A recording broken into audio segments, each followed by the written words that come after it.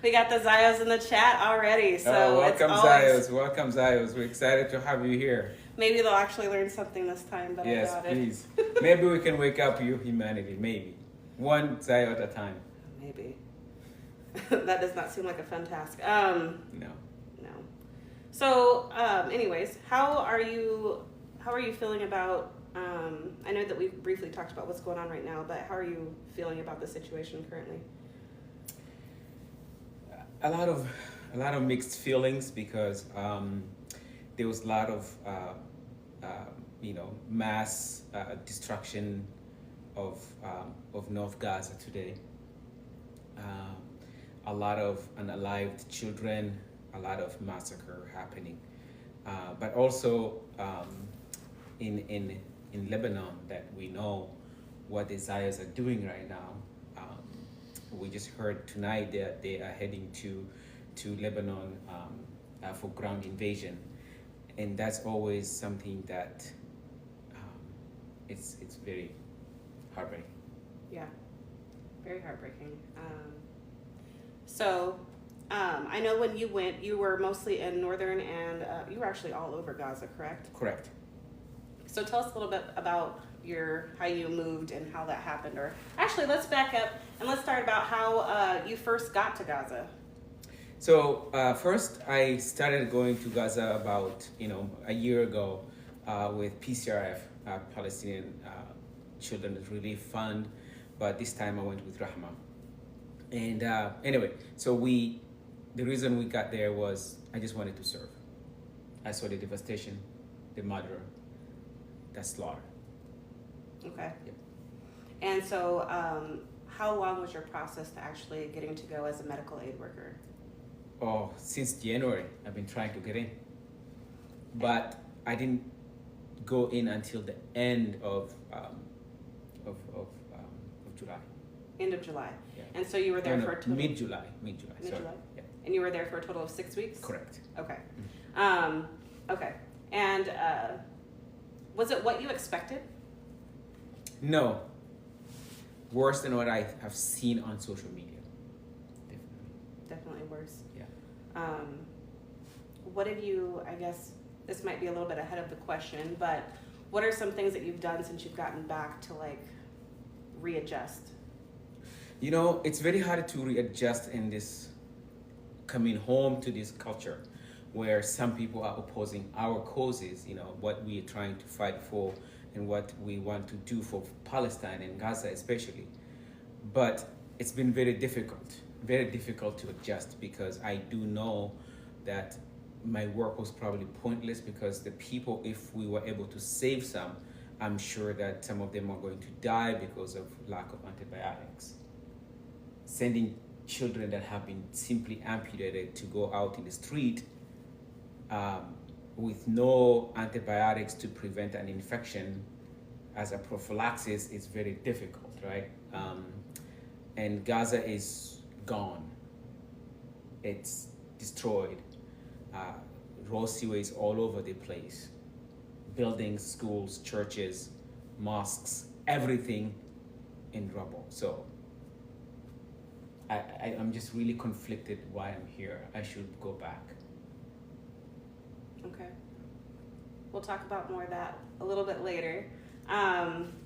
So let's start with when you first went to Gaza. How was the process getting in? What kind of things did you see as you were trying to get into Gaza? Can you talk about that a little bit? Yes. So you go through the application process. It's a very difficult process. Multiple organizations will ask you to provide a lot of information.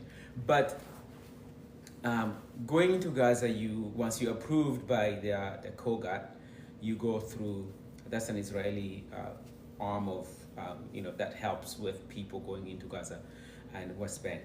But once you get in, you go through Amman through King Hussein at the Jordanian side, and then bridge, and then you go into Karim Abu Salem, and then you go into Gaza. Now, once you cross the Karim Abu Salem to go into Gaza, your world changes. Nothing is never the same again because the level of destruction that you see on your way to Gaza is devastating. there is nothing left standing, nothing. So it really just breaks your heart that another human being can do this to another human being. That's the problem. I know that when we were talking before, you had told me about like the process, like it is to actually get in. And so can you talk a little bit more about like the procedures and the checks they make you go through, like just to like be able to step foot onto the Gaza soil? Yes.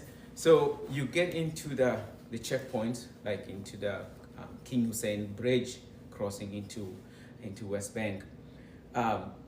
It's a very long process. First of all, you're not allowed to bring money more than $3,000 into Gaza. So they count your money. The Israeli will make sure that you're not bringing anything more than that. Food items, you're supposed to bring so much. It's very limited amount of food you can bring in for yourself. You're not supposed to bring any medication unless it's for personal use.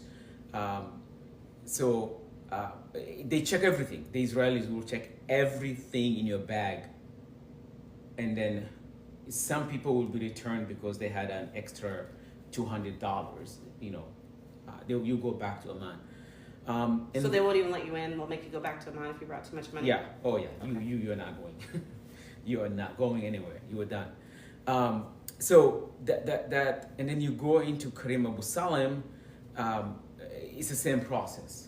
You go through. They don't check your bags as much at the Karim Abu Salim, but just the physical part of going in. We had to walk about 3 football fields into crossing into Gaza through these many gates that are automatic gates, and they're just they see you everywhere, And when I was crossing, it was kind of racist comments that were made. As I'm crossing, I'm carrying my backpack, pushing 2 big bags on 110 degrees temperature, and I heard from the cameras. There are cameras everywhere that's watching you, and somebody was saying some pretty racist stuff through the cameras. They tell me move, stop. I mean, 4th time, 5th time, I said I'm just gonna go. If they're gonna shoot me, they're gonna shoot me anyway. So I went. I'm not stopping anymore because what I was hearing from the cameras because the cameras are all over the place. It was pretty nasty stuff, but yeah. Okay. I know that we talked about before, you were trying to bring in intubation kits or medical equipment with you before you went into Gaza, and you weren't able to bring that in. Can you explain that like a little bit more for us? Yeah, because the when you're crossing into Gaza, they don't allow you to bring anything because I guess those are the rules. So even to bring in life-saving medical equipment, they would not allow? No. Forget. And I brought Tylenol and ibuprofen. I brought a couple of bottles. I said I use them for my pain, but they were also arguing with me that, why do you need all of this? Because I have a lot of pain, a lot of back pain. So, yeah. So did they allow that through, or did they take? They allowed that through because it's only 2 bottles, but definitely, I was not going to use all the whole bottle. But I mean, how do I know how many pills should I take? I cannot anticipate the pain I'm going to have on my back tomorrow or the day after. I don't know. I just grab bottles, and that was my argument. I'm like, how do I know how many pills I'm going to take a day? Every day is different. Yeah. That makes sense. Yeah. And the only reason why I'm asking about the intubation kits is because it comes into play later when we're talking about some other things. How many I know you said it was you, and how many other doctors that went? We're 3 other doctors. We have this little intubation kits. They're called stylets. We couldn't bring those, but because we know that Gaza didn't have any. Yes. Right. We had to bring like those flashlights because we knew that if the electricity goes off, we needed it to work in the ER or in the ICU, and they said no, you cannot. The Israelis said no, you cannot go. There's too many of this, so we left some behind. So it's those things that they make it so difficult for you to a point that I think they don't want you to go back. That's the problem. So make the process difficult so that it discourages you to go back. Okay. So, can you talk a little bit about your first day and what happened during your first day when you arrived in Gaza, like your first time seeing everything, like what that was like for you, and then maybe we'll continue from there a little bit more.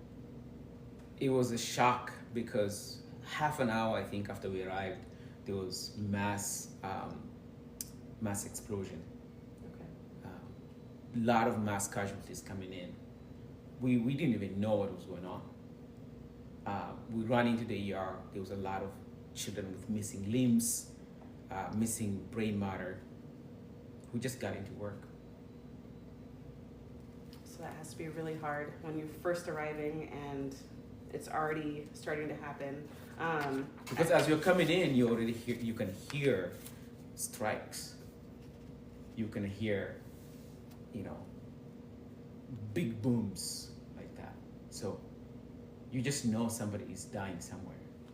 And which place did you go to first? Which hospital did you We go went to Nasser Hospital first, which is in the south.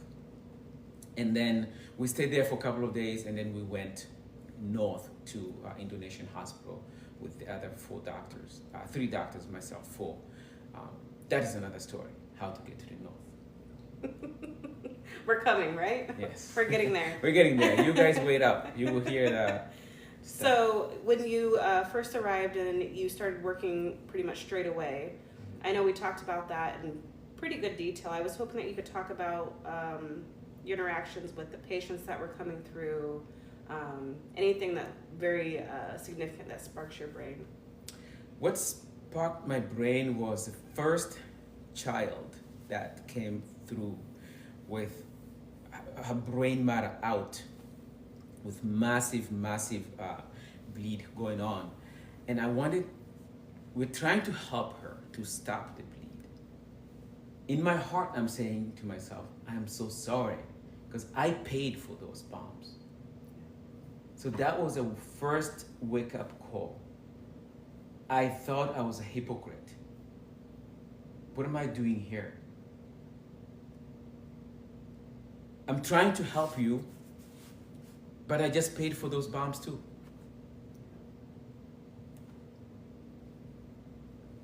And so you mentioned her name. Do you remember the little girl's name that you... Her name was Hadil. Hadil? Yeah. And She was 2. she was 2. Can you talk about that experience a little bit more? Like what happened? I know you talked about her father being there. Yes. Her father was in the next trauma bay. And he wasn't even flinching. He was just looking. He was just looking and to make sure that this child is okay. And it was difficult to see that because when you know as a healthcare provider, when you know it's over, it's over. And looking at, without saying to that parent that, I'm sorry, there's nothing else we can do. Your child is unalived. So the child had a massive brain trauma. Yes. Correct? That wasn't going to get any better. And you knew at some point that was the case. There was nothing more that you could do to save the child. All while the father, who was injured. Correct. What type of injuries did he have as well? He had his lower extremities completely shattered. Nothing left. And he was also, you mentioned that he also had he had a chest wound, and, injury as well, and a massive wound here on his shoulder as well. That was from shrapnel injury. That was very hard to see because he wasn't even worried about himself. He was worried about his child next trauma bay. You asked a question about how I felt. It's something that you never want to look at a parent and tell them that your little child's time is over. It's something, it's the look you see from that parent and they're looking at you have you given up? Please don't give up. Please don't give up on my child. But, and secondly, we didn't even have enough equipment. We didn't even have supplies like gauzes to stop the bleed. And you mentioned you were holding her. Holding the brain matter in my hand, and it's, the blood is dripping all the way down, and I'm thinking, Gaza is where gauze was discovered in medical, right? But they don't even have the thing they discovered. Right? So to save the life of their children, it was saturated in my hand. And I'm just holding it, holding the brain. It was right here. Trying to push as much as I can to stop it. Another provider, another doctor was trying to start an intubation, to start, I don't think that child was ever, paralyzed, because we need some paralysis medication. I'm not sure, to paralyze the patient so that they can go to start the tubes in. But it was the most horrific intubation I've ever seen. Yeah, you talked about a couple intubations that were pretty hard. And so I'll come to that one in just a moment. But yeah, I can't even imagine seeing, not only trying to help the child and then also Hadil, and then seeing her father, who was in a bad state himself. Did the father make it? They sent him to the ICU. May have made it that moment, but I don't think he would have made it after several days in the ICU. There's no antibiotics. Yeah. With that kind of injury, pulling people from inside a rubble, completely contaminated. I can never forget the smell of gunpowder, dust, blood, and burning flesh. It still lingers in my nose as we speak. So with pulling somebody from the rubble, completely contaminated from anything in the dust and sewer, bring them in. Some people have been brought in the donkey cart. What are the chances of them surviving? So I want to talk about that a little bit more, because I think a lot of people who have seen some of the things that have happened, they think like after they've been treated medically and then they're cleared for whatever reason, say it's something small versus something more substantial. What is that process like? Like, you've talked about that there's no medical supplies, there's no clean medical supplies. So what does that process look for someone, say they had their arm taken off or something like that? What does that process look like for healing, and how can they even heal with all of the things that you're going to talk about? I have seen maggots falling off somebody's wound. And that's common. That's common, because after the leg or the arm, whatever part of the extremity was removed, they were sent back home into the tents, or if they stayed in the hallways of the hospital, there is no prophylaxis antibiotics or anything like that, or clean supplies to clean the wound. So I saw maggots falling off the wound. Even the water you're gonna use to clean, there's no sterile. You're supposed to really clean that really in a very sterile environment. Even amputation itself, it's supposed to be a very sterile field. Mm-hmm. But when you see somebody is being amputated on the floor of an ER, the floor of the ER is already bloody and dusty, and because everybody is coming in, what are the likelihood of survival? I don't know. It's very difficult. So even if a patient comes in, you're able to treat them, get them to a state of stableness, the likelihood of them still passing away is still extremely high because of the no medical treatments, the no antibiotics, the nothing clean. No pain medication. Yes, unfortunately, that's the truth. But we are not gods. Yes. We hope that somebody will pull it off, but the likelihood of an infection and a sepsis is very high. And can you tell, just for people who don't know, a little bit more about sepsis and what it does? So, sepsis is basically an infection in your bloodstream. It's like your body is killing itself from inside out. Okay. That's as simple as it can get. And here in the United States, when you're working with a patient and you see some of the signs and symptoms of sepsis, it's a very, very fast moving train. Everybody gets informed over the head, the loudspeakers on the hospital. Sepsis alert, sepsis alert. Everybody will be in your room. Everyone will be there. Those people who do that kind of work. They will be there, labs drawn, IV antibiotics started, fluid started, a lot of things that will happen very quick, very fast. But in Gaza, it's nothing. So if you get sepsis, you're definitely You're going dead. to, you're going to die. Yeah, you're going to be unalive. So I know that we talked about, your first few moments in Gaza, or with the hospital there. You also told me about on your first day that you were soaked in what? Can you talk to us a little bit more about that? Because I don't think people really understand like how much was going on for you to be that. The day we arrived, there was mass casualties, non-stop. Over and over again and again and again and again. We didn't even have time you don't have time to go change. Because when you see those little, most of the taxis, the cars coming in, ambulance are half destroyed. You run in, you hear it, you run outside, you grab whoever you can grab. Mm-hmm. And you just grab them with your hands because there's not enough carts to bring them in. Of course, you're just going to be soaked with blood to your insides, your inside clothing.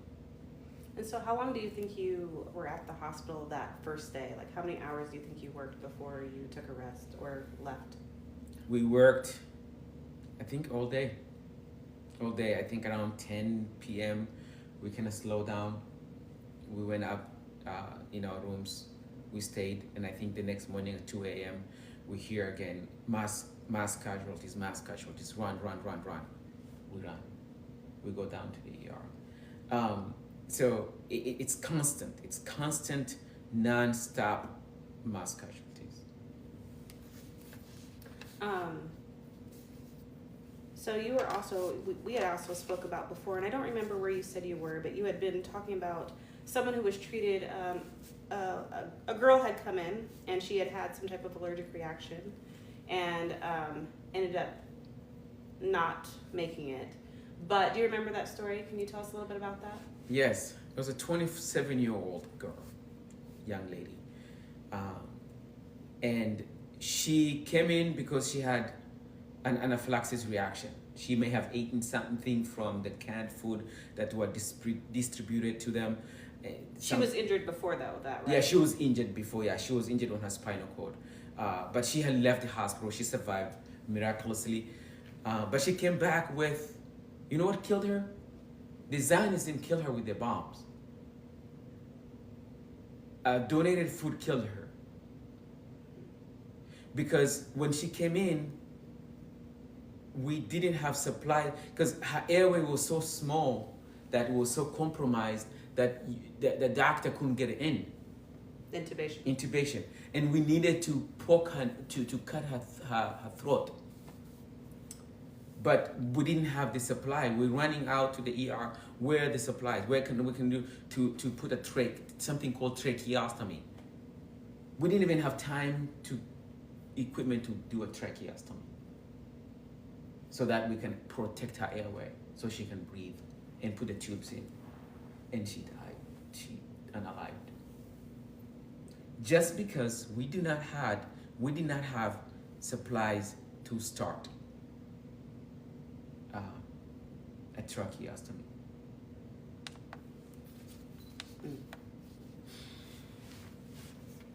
So before we continue moving with this piece, I just want to kind of break it up a little bit because we're getting a little bit heavier on the topics. I want you just to tell us a little bit about some of your happy moments in Gaza, and I know you talk about the kids a lot. So tell us a little bit about some happy times that you had there. Everyone, listen.